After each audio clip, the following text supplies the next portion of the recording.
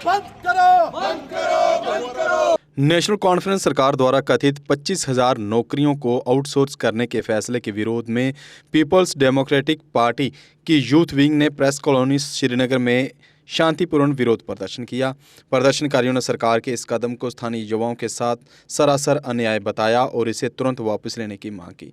PDP युवा नेताओं ने कहा कि नौकरियों को आउटसोर्स करने से जम्मू कश्मीर के स्थानीय युवाओं के रोजगार के अवसर छिन जाएंगे।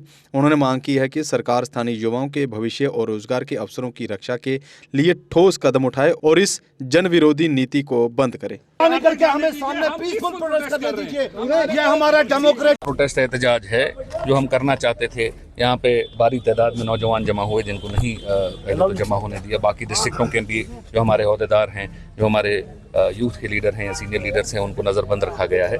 ये प्रोटेस्ट जो है, एहतजाज जो है, ये हमने जो नौजवानों की मुस्तकबिल की सौदाबाजी नेशनल कॉन्फ्रेंस सरकार कर रही है, नौकरियों के हवाले से आउटसोर्सिंग के नाम पे, ये एहतजाज उसके ऊपर है। जिस तरीके से नेशनल कॉन्फ्रेंस गवर्नमेंट जो नौजवान हैं जिन्होंने दिन रात एक करके, जिनके माँ बाप ने लाखों रुपए का कर्जा लेकर उनको पढ़ाया, सख्ती से पढ़ाया, आज जब नौकरी की बात आई तो वो नेशनल कॉन्फ्रेंस अपने अहदेदारों को, अपने एमएलएज, मिनिस्टर्स के बीच में कोटा बांट के उन नौकरियों का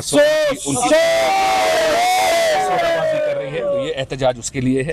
हम आउटसोर्सिंग या मुलाजमत के खिलाफ नहीं है। हम चाहते हैं कि ज़्यादा से ज़्यादा नौजवानों को नौकरी मिले, लेकिन ये नौकरी जो है आम इंसान के बच्चे को मिले, गरीब को मिले, उन लोगों को मिले जिन्होंने बढ़ चढ़ कर इस सरकार के ऊपर भरोसा किया, वोटर्स को मिले जिन्होंने बढ़ चढ़ कर सरकार से ये उम्मीद लगाई कि उनका मुस्तकबिल जो है वो आने वाले वक्त में सुधरेगा।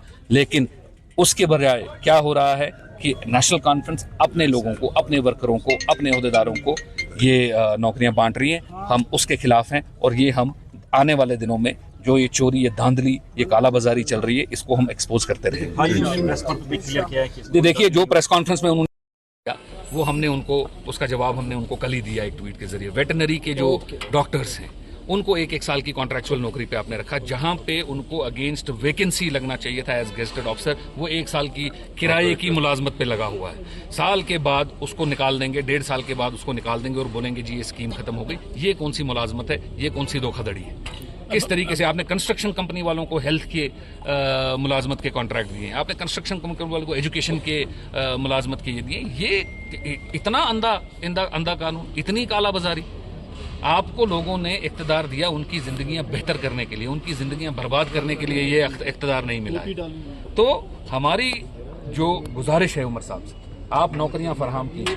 जितना 1 लाख का आपने वादा किया, 1 लाख की जगह 1.5 लाख नौकरियां फराहम कीजिए।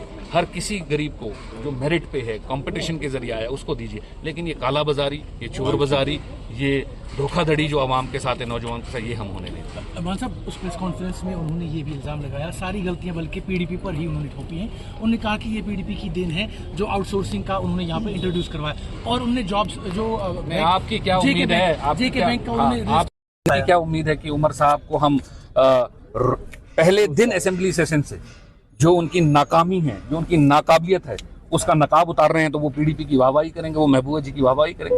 ये तो एक्सपेक्टेड है कि वो सब कुछ इल्जाम हमारे ऊपर, इल्जाम तराशी जो है वो हमारे ऊपर करेंगे। लेकिन उन्होंने जे&के बैंक की बात की। आज से 10 साल पुराना केस है। 10 साल से सेंट्रल एजेंसीज उसको इन्वेस्टिगेट कर रही है, स्टेट की एजेंसीज उसको इन्वेस्टिगेट कर रही है, सरकार 10 साल उसके पीछे पड़ी रही। क्या एक कागज, एक गलत काम करने का कोई सबूत महबूबा जी के खिलाफ आपने 10 साल से आप मीडिया में रहते हैं, आपने कहीं 10 साल से देखा? जब कोई सबूत ही नहीं है, और कोर्ट के अंदर जो केस है वो है, जो कोर्ट फैसला करेगी वो हमारे सराखत के ऊपर है। हमने वहां पे 4th क्लास एम्प्लॉय लगाए, हमने वहां पे जो मेरिट वाले लोग थे वो वहां पे उनकी वहां पे मुलाजमत लगी और एज पर रूल्स हुई। Everything is in public domain, हर वो एक चीज पब्लिक डोमेन में है। तो आप जे&के बैंक के पीछे नहीं छुप सकते हैं। पब्लिक जानती है 10 साल से अगर कोई वो स्कैम होता तो 10 साल के एलजी के रूल के अंदर या सेंट्रल रूल के अंदर कोई भी चीज उस स्कैम की बाहर नहीं आती क्या? जैसे यहाँ तो अभी इनको 2 साल हो गए, 2 साल के अंदर हर दिन कोई नया स्कैम सामने आता है। कभी लैंड के हवाले से सामने आता है, कभी नौकरियों के हवाले से सामने आता है, कभी माइनिंग के हवाले से सामने आता है। ये सब धोखाधड़ी है। ये मेन अटेंशन जो उनकी कालाबाजारी, चोरी है, उससे डाइवर्ट करने के लिए अटेंशन है। उन्होंने, आपने जो रिसेंटली क्लेम किया था कि अगर आपका सपना भी गवर्नमेंट जॉब पाने का है लेकिन बड़ी बड़ी फीस बन रही है परेशानी, तो मायूस होने की ज़रूरत नहीं है। मेहनत और सही गाइडेंस से ही हर सपना पूरा किया जा सकता है। जम्मू कश्मीर और लद्दाख का भरोसेमंद और जाना माना कोचिंग इंस्टीट्यूट कैरियर अड्डा पिछले 10 सालों से हजारों बच्चों को एसएससी, जेकेएसएसबी, बैंकिंग, डिफेंस और दूसरी गवर्नमेंट जॉब्स की शानदार तैयारी करवा रहा है। सबसे खास बात यह है कि यहाँ बच्चों को बेहतरीन गाइडेंस के साथ ऐसी तैयारी करवाई जाती है जिससे उनका सिलेक्शन आसान हो सके, वो भी बिना किसी ट्यूशन फीस के। यानी यहाँ आपको मिलेगी फ्री कोचिंग। कैरियर अड्डा में सिर्फ क्लासेस ही नहीं बल्कि हर एग्जाम को क्रैक करने के लिए शानदार मॉक टेस्ट सीरीज भी उपलब्ध करवाई जा रही हैं, जो बच्चों की तैयारी को और मजबूत बनाती हैं। जो बच्चे सेल्फ स्टडी कर रहे हैं वो भी इस सुविधा का फायदा उठा सकते हैं। इसके अलावा बच्चों के लिए फ्री डाउट सेशंस भी रखे जाते हैं, जहां हर सवाल और हर परेशानी का आसान तरीके से हल बताया जाता है।